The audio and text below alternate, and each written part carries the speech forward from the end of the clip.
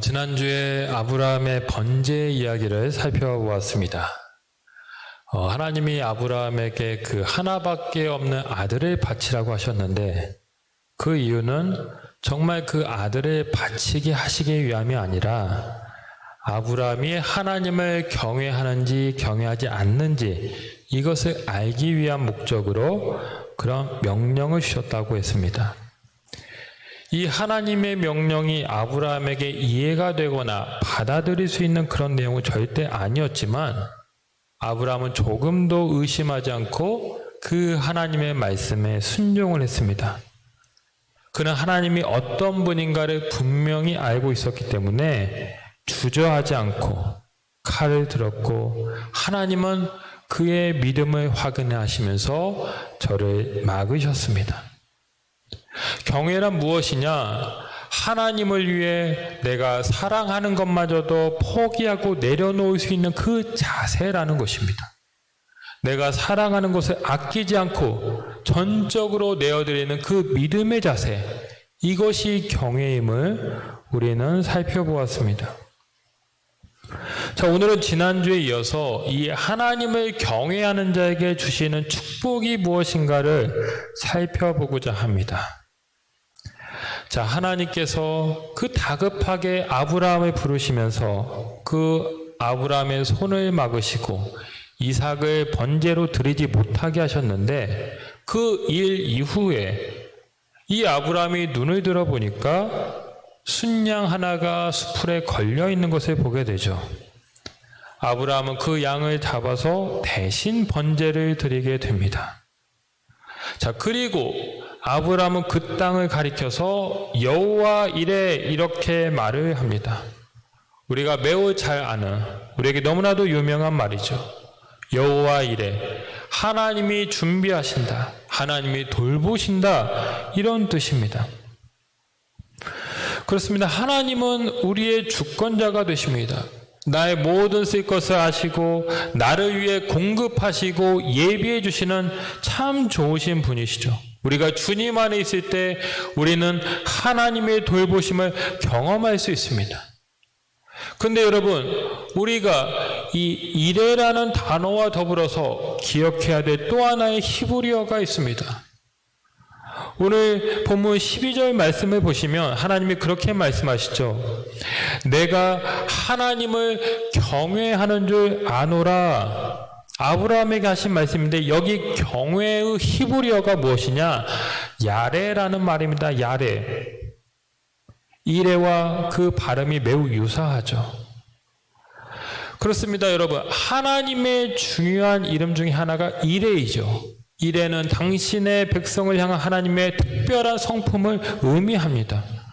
그런데 우리는 이레와 더불어서 야레를 또한 기억해야 됩니다. 왜 이 야레가 또한 중요합니까? 바로 이 야레, 여호와에 대한 경외함이 먼저 있고 난 다음에 여호와 이레, 그 축복이 왔다라는 것입니다. 야레가 먼저 있고 이레가 나중에 옵니다. 다시 말해서 야레가 없이는 이레도 없다라는 것이죠. 하나님이 돌보신다는 그 이레의 축복은 내가 하나님을 경외할 때, 하나님에 대한 그 여호와 야레의 신앙이 있을 때 온다라는 것입니다. 우리 신앙에 고질적인 문제가 하나 있습니다. 순종은 잘 하지 않고 그저 축복만 바라고 좋아한다라는 것이죠. 소위 기복주의 신앙입니다. 많은 사람들이 복을 위해서 신앙생활을 하곤 합니다. 하나님을 믿는다 하면서도 복을 더 우선시하고 복을 받는 것이 신앙의 목적이 되어 사는 경우를 종종 보게 됩니다. 귀에 달콤한 말만 듣기 원하고 나에게 좀 쓰거나 힘든 말은 뱉어내버리고 어렵다고 그저 피해버립니다. 이렇게 신앙 안에 순종은 없고 그저 축복만 구하다 보니까 그 신앙이 어떻게 되겠습니까? 나약해져서 조그만 어려운 일이 닥쳐도 이내 시험에 들고 낙심하고 심지어는 신앙을 버리는 일들까지 일어나는 것입니다. 여러분, 아브라함이 그 이레의 놀라운 축복을 받은 것은 아브라함이 먼저 복을 구하고 바랬기 때문이 결코 아니었습니다.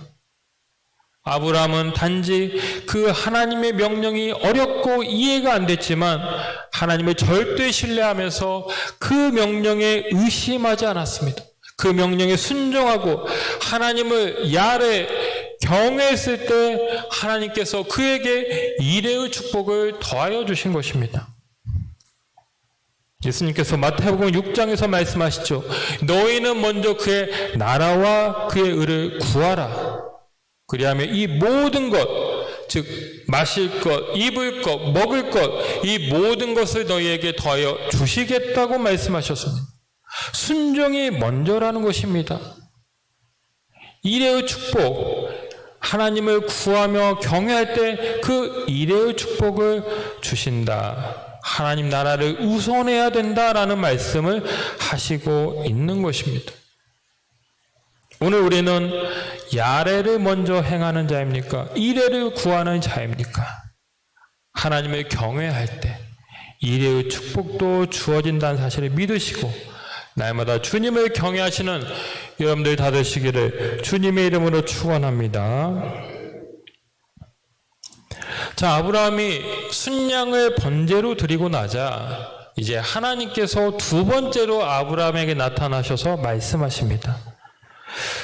네가 내 아들 그 독자도 아끼지 아니하였다 이러면서 아브라함을 향한 축복의 약속을 주시는데 이 말씀을 자세히 보면 결국 아브라함의 씨에 대한 말씀임을 알 수가 있습니다. 오늘 본문 17절과 18절을 다시 보시면 이렇게 말하죠. 내가 내게 큰 복을 주고 내 씨가 크게 번성하여 하늘의 별과 같고 바다의 모래와 같게 하리니 내 씨가 그 대적의 성문을 차지하리라. 또 내 씨로 말미암아 천하 만민이 복을 받으리니. 자, 이 두 구절 안에 내 씨라는 표현이 무려 3번이나 나오고 있습니다. 아브라함의 후손에 대한 놀라운 축복의 말씀인 것입니다.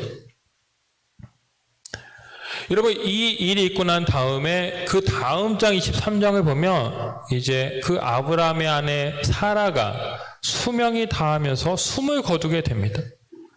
아브라함은 그 사라의 죽음을 애도하면서 저를 위해 그 막벨라 지역에 있는 굴을 사서 그 아내 사라를 장사하게 되죠. 자, 그리고 이제 24장에 가면 아브라함도 나이가 많아서 늙게 된 상황을 보여주고 있습니다.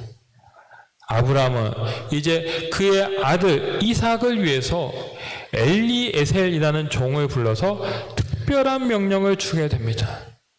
바로 그 아브라함의 고향인 메소포타미아 하란 지역으로 가서 그 자신의 아들 이삭의 아내를 데려오라, 이런 명령을 주신 것이죠. 여러분, 남자와 여자가 만나 한 가정을 이룬다, 이것만큼 사실 중요한 일이 없습니다. 동서고금을 막론하고 일륜지 대사이죠. 모든 드라마나 영화의 소재가 무엇입니까? 이 남녀가 만나서 사랑을 하고 결혼하는 것을 보여주고 있습니다. 우리는 가까운 지인이 결혼을 하면 찾아가서 축하해 줍니다. 이 한 가정의 며느리를 얻는다, 한 남자가 아내를 얻는다, 이것은 무엇보다도 중요한 일입니다. 중차대한 일인데 이 아브라함에게는 그 누구보다도 더 중요한 일이 됩니다. 왜 그럴까요? 하나님이 아브라함에게 처음 나타나 그를 부르시면서 뭐라고 말씀하셨습니까? 내가 너로 큰 민족을 이루고 내게 복을 주어 내 이름을 창대하게 하겠다. 땅의 모든 족속이 너로 말미암아 복을 얻을 것이다 라고 했습니다. 무엇입니까? 자손에 대한 축복을 하나님이 아브라함에게 하셨다라는 것입니다. 지금 모리아 산에서 그 번제를 드리게 한 다음에도 하나님은 다시 나타나셔서 뭐라고 말씀하시느냐? 내 씨가 하늘의 별과 같고 바다의 모래 같게 하겠다라고 하셨습니다. 자손에 대한 축복입니다. 여러분, 이 자손에 대한 하나님의 약속은 이삭이 아내를 만나 가정을 이루는 것에서부터 시작될 것입니다. 이삭이 어떤 아내를 만나는지에 따라서 이 하나님의 약속이 본격화되고 구체화될 것입니다. 그러니 이삭의 아내를 데려오는 것은 이 아브라함에게 너무나도 중요한 사명, 마지막 대일생의 사명과도 같은 일이었다라는 것이죠. 그런데 여러분, 아브라함의 믿음이 참으로 대단합니다. 그는 아들의 아내를 구해할 때가 되자 조금도 지체하지 않고 그의 종을 불러 그 일을 행하도록 명령합니다. 너는 가나안 땅이 아니라 내 족속에게로 가서 내 아들 이삭을 위해 아내를 택하라. 이 종 엘리에셀 입장에서는 참으로 황당한 일이 아닐 수 없습니다. 그 넓은 땅에서 이삭의 아내 될 사람을 데려오라니 이 얼마나 해괴한 명령입니까? 엘리에셀이 말합니다. 좋습니다, 주인님. 내가 여자를 택했다고 하십시오. 하지만 그 여자가 많이 따라오지 않으면 어떻게 해야 됩니까? 제가 아들을 데리고 그 땅으로 가야 합니까?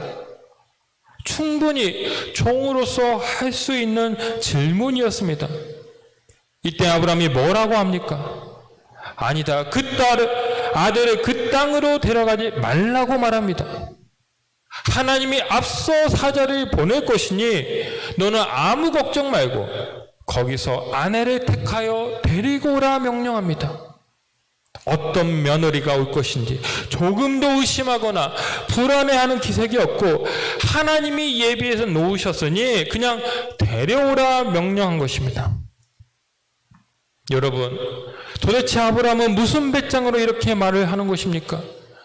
그 엘리에셀이 충직한 종이어서 믿을 만한 종이기 때문에 그렇게 믿고 맡긴 것입니까? 아닙니다. 아브라함이 믿은 것은 오직 하나, 하나님의 약속이었습니다. 내가 내게 큰 복을 주고 내 씨를 번성하게 하겠다. 아브라함은 이 약속을 굳게 믿은 것입니다. 100세에 그 아들 이삭을 주신 것처럼 하나님께서 이삭에게 꼭 맞는 처를 만나게 하실 것이라고 확신했습니다. 그래서 그는 엘리에셀에게 그 임무를 맡겼고 실제로 하나님은 엘리에셀의 발걸음을 순적하게 하셔서 마치 약속이라도 한 것처럼 리브가를 만나게 하고 리브가는 그 엘리에셀 종의 말을 듣고 따라오면서 이삭과 리브가 두 사람이 결혼하여 믿음의 가정을 이루게 된 것입니다. 우리 부모님들이 많은 기도를 하는데 그 중에 빠지지 않고 하는 기도가 있습니다. 바로 자녀를 위한 기도이죠. 어제 제가 전에 사역했던 그 교회 부목사님과 사모님들이 아이들을 데리고 교회에 잠시 방문을 했습니다. 그 중에 한 아이는 이제 막 2살이 된 그 걸어다니는 이제 막 걷는 아이였고 또 한 아이는 태어난 지 150일도 안 된 그런 갓난 아이였습니다. 제 아이가 아니지만 그 아이들을 바라보고 또 안아보는데 어찌나 예쁘고 사랑스러웠는지 모릅니다. 여러분, 아이들 얼마나 예쁩니까? 그런데 그 사랑스러운 그 예쁘장한 아이들이 조금씩 커나가면서 어떻게 됩니까? 부모의 속을 긁기 시작합니다. 나중에는 가슴에 피멍이 들게 하기도 합니다. 어떤 분이 이 자녀는 배신당하기 위해서 키운다 이런 말을 했는데 정말 그 말이 맞는 것 같습니다. 다른 것은 다 잘 되다가도 이 자녀들이 부모의 뜻대로 되지 않아서 속상해하는 경우도 참 많습니다. 그래서 자녀 때문에 엎드리게 되고 자녀 때문에 눈물 흘리는 것이 우리의 인생이죠. 자, 이 자녀를 위해서 우리 부모가 해야 될 일이 무엇이겠습니까? 오직 하나, 기도인 것입니다. 자녀가 믿음의 자녀로 자라나기 위해서는 먼저 부모가 절대적으로 그 자녀를 위해 기도하고 믿음으로 살아가는 것이 필요하다라는 것입니다. 부모가 먼저 하나님을 경외하는 자로 바로 설 때 하나님은 그 믿음을 귀하게 여기시면서 그 가정의 자녀들을 축복하십니다. 그 가정을 통해 천하 만민이 복을 얻도록 하나님은 그 가정을 세우시고 축복의 통로로 축복하시고 세우시는 것입니다. 자녀를 위한 기도는 절대 기복적인 기도가 아니고 비성경적인 기도도 아닙니다. 오히려 마땅히 신앙의 부모로서 해야 될 첫 번째 사명입니다. 마땅히 행할 길을 아이에게 가르치라. 그리하면 늙어도 그것을 떠나지 아니하리라 라고 잠언서는 우리에게 말씀하고 있습니다. 또 시편 128편 1절로 4절에 보면 이런 말씀이 있죠. 여호와를 경외하며 그의 길을 걷는 자마다 복이 있도다. 내가 내 손이 수고한 대로 먹을 것이라. 내가 복되고 형통하리로다. 내 집 안방에 있는 내 아내는 결실한 포도나무 같으며 내 식탁에 둘러앉은 자식들은 어린 감람나무 같으리로다. 여호와를 경외하는 자는 이같이 복을 얻으리로다. 하나님을 경외하면서 믿음으로 자녀들을 양육할 때 그 자녀를 하나님이 축복하시고 인도하신다라는 것입니다. 그래서 부모들은 더욱 자녀를 위해서 하나님을 경외하고 믿음의 기도를 드리며 살아야 하는 것입니다. 우리 자녀는 이미 커버려서 기도할 수 없습니다. 그렇게 생각하시는 분 계십니까? 아닙니다. 기도를 포기해도 되는 자녀란 없습니다.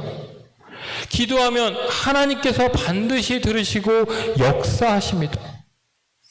하나님은 아브라함의 믿음을 보시고 그의 아들 이삭을 축복하셨습니다.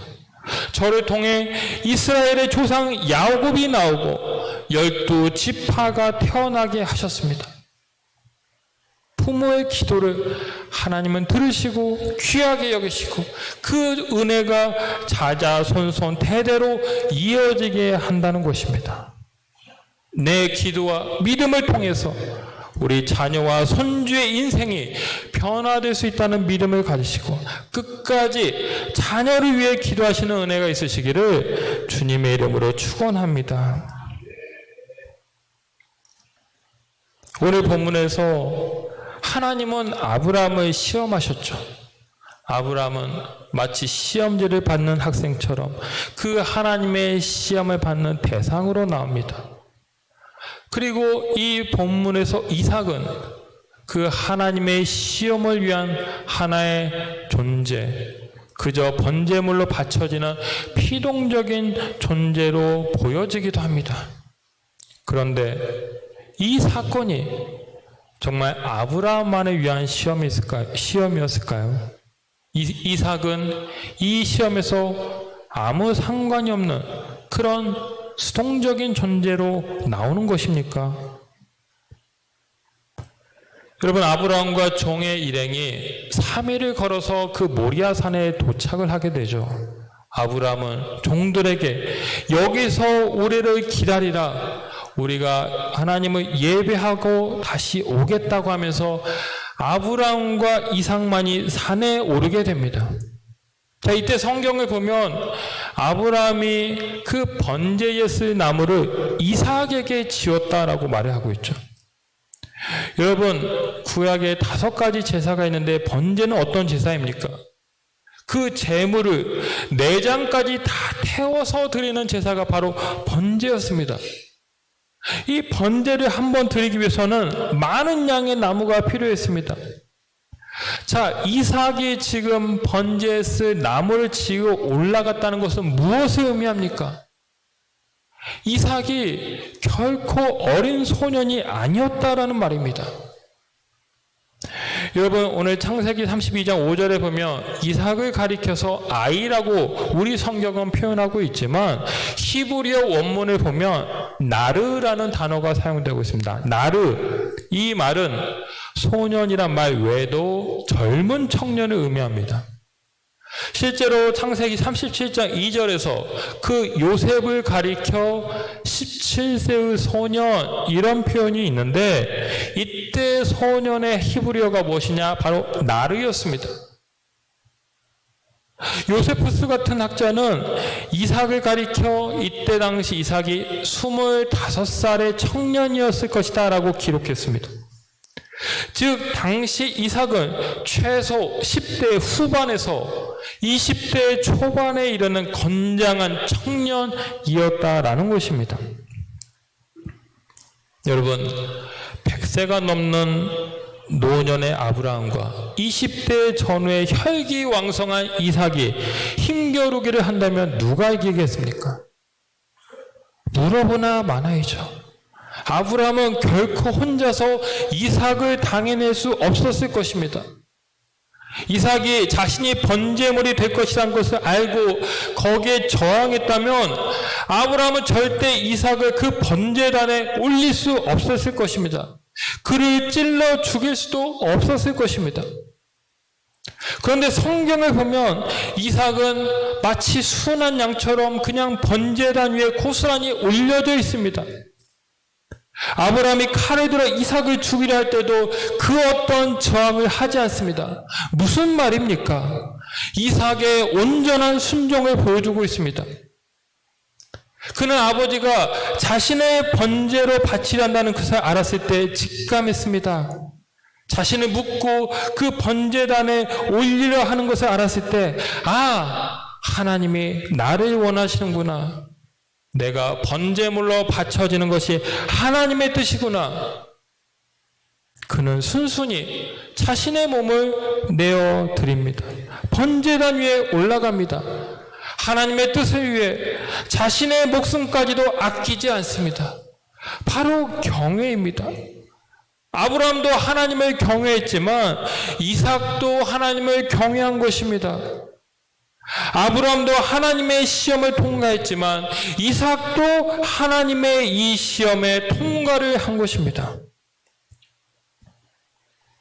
오늘 이 본문의 배경이 되는 모리아산, 이 모리아산에 중요한 영적 의미가 내포되어 있습니다. 아브라함이 번제를 드린 이 장소, 이 모리아산은 훗날 예루살렘 성전이 건축되는 장소가 됩니다. 그리고 이 모리아산은 신약의 갈보리산을 우리에게 보여주는 그림자입니다. 아브라함이 그 자신의 사랑하는 아들 이삭을 번제물로 드리려 했는데 하나님은 당신의 사랑하는 아들 예수님을 십자가에 달려 죽게 하셨습니다. 세례 요한이 예수님을 가리켜 말하죠. 보라, 세상 죄를 지고 가는 하나님의 어린 양이로다. 예수님은 누구십니까? 우리 죄를 사하시고자 우리를 대신에 피 흘려 죽으시고 우리를 구원하신 하나님의 양이었습니다. 예수님의 희생으로 말미암아 죽어야 될 우리가 대신 살고 우리가 구원의 은총을 얻게 된 것입니다. 아브라함을 향해 하나님이 약속한 그 씨에 관한 말씀은 궁극적으로는 바로 예수 그리스도를 가리키는 말이었습니다. 예수님은 우리의 대적 사단과 싸워 승리하셨습니다. 예수님을 통해 천하 만민이 예수님을 믿어 하나님의 자녀가 되는 권세를 얻고 복을 받게 되었습니다. 예수님은 우리를 위해 하나님이 예비하신 최고의 선물, 여호와 이레인 것입니다. 아브라함의 이 번제 사건이 오늘 우리에게 주는 최고의 메시지는 바로 이것입니다. 하나님이 날 위해 예수 그리스도를 보내셨다는 것, 예수 그리스도가 날 위해 죽으시고 부활하셨다는 것을 믿으면 구원을 받는다라는 것입니다. 이것이 바로 여호와 이레의 참 의미입니다. 하나님을 경외하며 사는 자에게 주시는 하나님의 놀라운 축복인 것입니다. 여러분, 민노아 선교사님으로도 잘 알려진 프레드릭 밀러 선교사님을 아실 것입니다. 1892년 11월 미국 북장로교회 파송을 받아서 12년간 서울에서 사역을 하시고 이제 청주 지역으로 내려와서 33년간 이 충청도 지역을 중심으로 활동하면서 청주 제일교회, 안성 제일교회 등을 세우고 청주 복음화를 이끈 그런 충청도 선교의 아버지 같은 분이십니다. 자, 이분이 처음 서울에서 사역할 때 열정적으로 복음을 전했지만 언어가 다르고 문화가 다르고 차가운 사람들의 냉대와 반응 속에서 사역의 성과를 좀처럼 낼 수가 없었습니다. 그런데 그러다 어느 날 더 큰 시련이 이 선교사님에게 찾아옵니다. 사랑하는 아내가 병으로 세상을 떠나게 됩니다. 어린 자녀 둘이 연이어서 죽고 하늘로 올라가게 됩니다.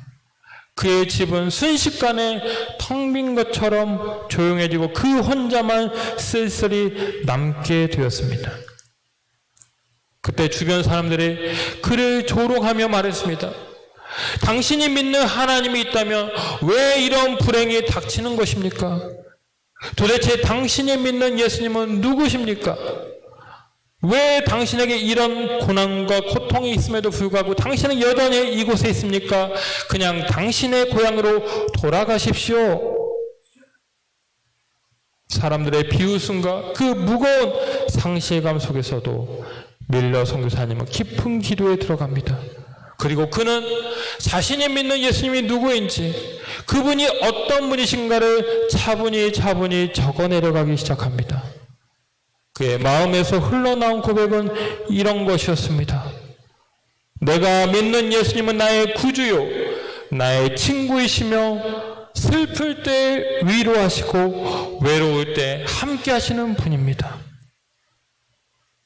어떤 글입니까? 우리가 즐겨 부르는 찬송가 96장 예수님은 누구신가의 가사입니다. 이 가사는 그가 그냥 머리로 쥐어짜서 책상에서 쓴 고백이 아니었습니다. 그의 아내와 두 어린 자녀를 먼저 보내고 난 다음에 사람들의 비난과 조롱을 받았을 때 그의 가슴에서 우러나온 삶의 고백이었던 것입니다. 밀러 선교사님의 삶은 우리에게 교훈하고 있습니다. 내 인생이 아무리 고단하고 힘들다 해도 내 안에 예수님이 계시고 내가 예수님을 믿는 믿음으로 살아간다면 충분하다는 것입니다. 예수님은 우리 인생의 최고의 선물이고 위로가 되시며 우리의 모든 절망을 소망으로 바꾸는 분이라는 것입니다. 내 자녀가 잘못되고 내 재산과 내 건강과 내 관계가 망가지고 피폐해진다 할지라도 내가 믿는 그 예수님 안에서 나는 여전히 기쁘며 여전히 평안함을 누릴 수 있다. 그래서 이 세상에서 가장 최고의 선물은 내 삶을 온전하게 하시는 예수님이라는 것입니다. 사랑하는 성도 여러분, 하나님은 지금도 때때로 우리를 시험의 자리로 이끄시고 우리의 믿음을 보기 원하십니다. 내가 정말로 하나님을 사랑하고 하나님 뜻에 순종을 하는지, 하나님을 경외하는 자인지 보시길 원하십니다. 아브라함과 이삭이 그 시험에 모두 통과했던 것처럼 예수님이 겟세마네 동산에서 그 간절한 기도를 통해 그 시험을 통과하고 마침내 십자가에 달려 죽으신 것처럼 우리도 하나님을 경외하는 자로 살 수 있기를 원합니다. 하나님을 경외할 때 이레의 축복이 내게 옵니다. 하나님은 우리의 자녀를 형통한 삶으로 인도하시고 무엇보다도 우리에게 가장 최고의 선물 예수 그리스도를 보내셔서 하나님의 사랑받는 자녀로 살게 하십니다. 이 세상에서 최고의 선물은 예수 그리스도입니다. 예수 그리스도로 충만한 인생이 되시고 주 안에서 승리하시는 여러분들 다 되시기를 주님의 이름으로 축원합니다. 기도하겠습니다. 아버지 하나님, 오늘 아브라함에게 주님은 내 씨가 번성하고 창대케 되며 대적의 성문을 차지할 것이다며 그 자손의 놀라운 축복 여호와 이레의 축복을 말씀하셨습니다. 하나님을 경외하며 살아갈 때 하나님은 당신의 자녀들을 사랑하시고 그의 발걸음을 형통한 길로 인도하시는 참 좋으신 하나님이심을 우리가 깨닫습니다. 무엇보다도 이 여호와 이레의 가장 큰 축복은 바로 우리를 위해 이 땅에 오신 하나님의 어린 양 예수 그리스도이심을 분명하게 보여주고 있음에 감사를 드립니다. 주님 안에 있을 때 우리는 충만해지고 우리 삶 가운데 세상에 줄 수 없는 기쁨과 평안이 넘쳐나게 됨을 고백합니다. 우리에게 여호와 이레로 오신 예수 그리스도를 날마다 바라보고 그 믿음으로 승리하는 우리 모두가 되게 하여 주시옵소서. 감사를 드리며 예수님의 이름으로 기도하옵나이다. 아멘.